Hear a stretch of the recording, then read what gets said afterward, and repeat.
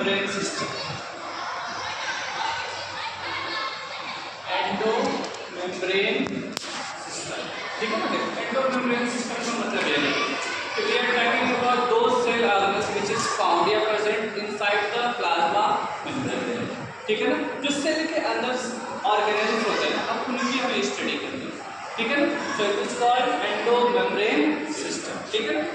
आज का हमारा सबसे पहला टॉपिक है ना एंडोप्लाज्मिक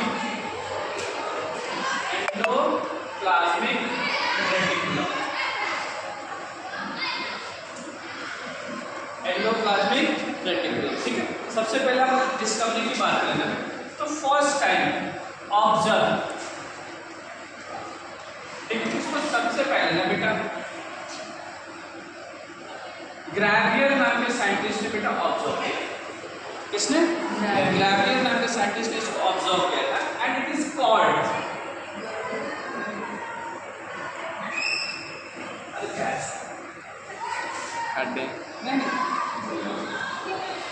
अल्गैस्टोप्लास्ट। क्या टर्म दिया था? अल्गैस्टोप्लास्ट, ठीक। और एक्चुअल बेटा इसकी डिस्कवरी का जो क्रेडिट है ना, this credit goes to Porter. किसको जाता है? पॉर्टर को जाता है, ठीक है ना। लेकिन एंडोप्लाज्मिक रेटिकुलम का जो अल्ट्रा स्ट्रक्चर है, जिसको हम लोग पढ़ते हैं बेटा, ठीक है ना, जो अल्ट्रा स्ट्रक्चर है बेटा, दिया था पॉर्टर एंड क्लाउड नाम के साइंटिस्ट ने, ठीक है। देखो एक्चुअली में हमारे सेल के अंदर ना बेटा न्यूक्लियस होता है ना। न्यूक्लियस के अंदर बेटा ये हमारा rounded structure that is called nucleoplasm, ठीक है। ये thread like structure that is called chromatin plasm, और इसके अंदर बेटा साइटोप्लाज्म होता है, ठीक है ना, जिसको हम लोग न्यूक्लियोप्लाज्म कहते हैं, ठीक है ना। जो हमारा न्यूक्लियस होता है ना, वो डबल मेम्ब्रेन स्ट्रक्चर होता है कि नहीं होता है? होता है? yes, मैं बोला ना बेटा जो इसकी आउटर मेम्ब्रेन है, क्या बोला? Outer membrane. ये आउटर मेम्ब्रेन ही बेटा ना ऐसे फोल्डिंग लाइक स्ट्रक्चर क्रिएट करती है। ऐसे फोल्डिंग लाइक स्ट्रक्चर क्या करती है? क्रिएट करती है। This folding like structure is called endoplasmic reticulum. क्या बोलते हैं?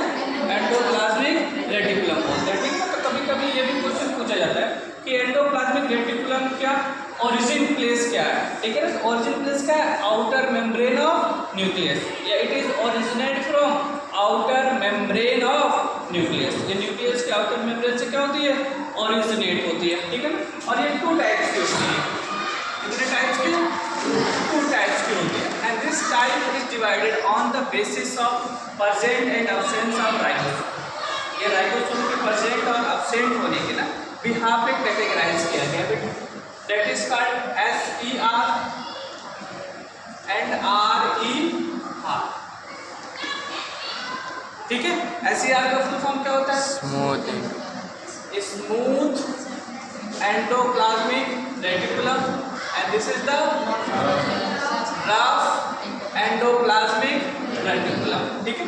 स्मूथ एंडोप्लाज्मिक रेटिकुलम का मतलब ये है ना बेटा कि we are talking about those part of endoplasmic reticulum where ribosome not attached, ठीक है ना। मतलब यहाँ पे राइबोसोम अटैच ना होने की वजह से ना बेटा दिस एरिया इज बिल्कुल क्लियर होती है, नीट एंड क्लीन होती है, ठीक है ना। तो उस पार्ट को हम लोग क्या बोलते हैं? Smooth endoplasmic reticulum. That means ribosome absent, ribosome क्या हो जाती है? absent होती है। And this part is responsible for बेटा सिंथेसिस ऑफ लिपिड। मतलब ये पार्ट लिपिड की क्या करती है? सिंथेसिस करती है। क्या करेगी? सिंथेसिस करेगी, ठीक है ना। लेकिन rough endoplasmic reticulum, we are talking about those part of endoplasmic reticulum where the ribosome attached. Ribosome क्या होती है? अटैच्ड होती है, ठीक है। तो this part is called rough endoplasmic reticulum and this part is responsible for protein synthesis. और ये किस में हेल्प करती है? प्रोटीन सिंथेसिस में हेल्प करती है, ठीक है ना। ये बात क्लियर है?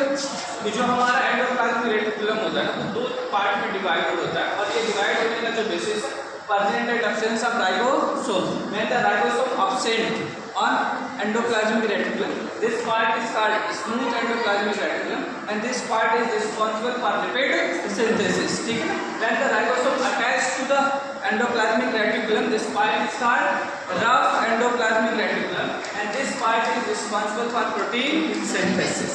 ठीक है? आगे बोलेंगे, पूछा जाता है what is the component of endoplasmic reticulum. Component of endoplasmic reticulum. ठीक है? तो एंडोप्लाज्मिक रेटिकुलम के बेटा 3 कंपोनेंट्स होते हैं. कितने कंपोनेंट्स? 3 कंपोनेंट्स होते हैं. सबसे पहले होती है बेटा सिस्टर्नी, दूसरा होता है बेटा ट्यूब्यूल्स, और तीसरा होता है बेटा वेसिकल. ठीक है? टोटल इसके कितने कंपोनेंट होते हैं? ये कंपोनेंट होते हैं, सिस्टर्नी, ट्यूब्यूल्स एंड वेसिकल. ठीक है? और लास्ट पॉइंट होता है बेटा what is the function of endoplasmic reticulum. ठीक है ना? तो एंडोप्लाज्मिक रेटिकुलम के 2 फंक्शन तो आपको सामने ही दिख रहा है. It is responsible for lipid synthesis as well as protein synthesis. बेटा साथ ही साथ बेटा ना ये और भी बहुत सारे चीज़ों के सिंथेसिस में अपना रोल प्ले करता है. जैसे बेटा ग्लाइऑक्सीसोम, स्फीयरोसोम के सिंथेसिस में भी अपना रोल प्ले करता है. मेरी बात सुना दिया मैंने क्या बोला? स्फीयरोसोम, पैराक्सीसोम एंड ग्लाइऑक्सीसोम के सिंथेसिस में भी अपना रोल प्ले करता है. साथ ही साथ लिपिड प्रोटीन के सिंथेसिस में भी अपना रोल प्ले करता है. साथ ही साथ बेटा ये एंडोस्केलेटन सिस्टम बनाता है सेल का. क्या बोला? एंडोस्केलेटन सिस्टम बोला गया कि ये पार्ट में बेटा this part directly attach to the plasma membrane. ये डायरेक्टली पार्ट क्या किससे अटैच हो जाती है? प्लाज्मा मेम्ब्रेन से अटैच हो जाएगी बेटा. तो न्यूक्लियस और प्लाज्मा मेम्ब्रेन के बीच में एक पिलर लाइक स्ट्रक्चर का डेवलपमेंट हो जाता है. ठीक है ना? इसलिए बोला जाता है कि एंडोप्लाज्मिक रेटिकुलम जो होती है ना वो एंडोस्केलेटन सिस्टम भी बनाती है. क्या बनाती है? एंडोस्केलेटन सिस्टम ऑफ सेल का भी फॉर्मेशन करती है. साथ ही साथ डिटॉक्सिफिकेशन में भी अपना रोल प्ले करती है. इसमें डिटॉक्सिफिकेशन बोला ना कि सेल के अंदर जितने भी वेस्ट प्रोडक्ट होते हैं ना बेटा उनको बाहर निकालने में अपना रोल होता है. ठीक है? तो that is responsible for detoxification of cell. Clear है? चलो एक बार और समझो. जो एंडोप्लाज्मिक रेटिकुलम है ना बेटा, ठीक है, इसको सबसे पहले ऑब्जर्व किया था किसने? ग्रेवियर नाम के साइंटिस्ट ने. और इन्होंने इसको क्या बोला था? एगेस्टोप्लाज्म. ठीक है. लेकिन actual credit of discovery goes to Porter and the ultrastructure of endoplasmic reticulum was given by Porter and Claude. ठीक है. मैंने बोला ना कि देखिए दैट इज द न्यूक्लियस. ठीक है. न्यूक्लियस के आउटर मेम्ब्रेन के पास या आउटर मेम्ब्रेन के अंदर बेटा आउटसाइड फोल्डिंग होती है जिससे बेटा एंडोप्लाज्मिक रेटिकुलम का क्या होता है? डेवलपमेंट होता है. बेटा न्यूक्लियोल क्या बोला? न्यूक्लियोलस है. Nucleolus is called factory of ribosome. क्या बोला जाता है? Factory of ribosome. मतलब यहाँ पे बेटा राइबोसोम की सिंथेसिस होती है और स्पोर से निकलती है. तो सम टाइम बेटा जाके इससे चिपक जाती है. जिस पार्ट में जाके चिपक गई उसको रफ एंडोप्लाज्मिक रेटिकुलम बोला गया और जिससे नहीं चिपकी उसको स्मूथ एंडोप्लाज्मिक रेटिकुलम के नाम से जाना गया. ठीक है ना? और स्मूथ एंडोप्लाज्मिक रेटिकुलम लिपिड की सिंथेसिस करेगी और रफ एंडोप्लाज्मिक रेटिकुलम प्रोटीन की सिंथेसिस करेगी. ठीक है ना? एंडोप्लाज्मिक रेटिकुलम के 3 कंपोनेंट्स होते हैं, सिस्टर्नी, ट्यूब्यूल्स एंड वेसिकल्स. ठीक है. और ये बेटा फंक्शन क्या करता है? तो लिपिड की सिंथेसिस करेगा, प्रोटीन की सिंथेसिस करेगा, पैराक्सीसोम, स्फीयरोसोम, ग्लाइऑक्सीसोम की सिंथेसिस करता है, एंडोस्केलेटन ऑफ सेल का फॉर्मेशन करता है, डिटॉक्सिफिकेशन ऑफ सेल में भी हेल्प करता है. क्लियर है? ठीक है. ठीक है.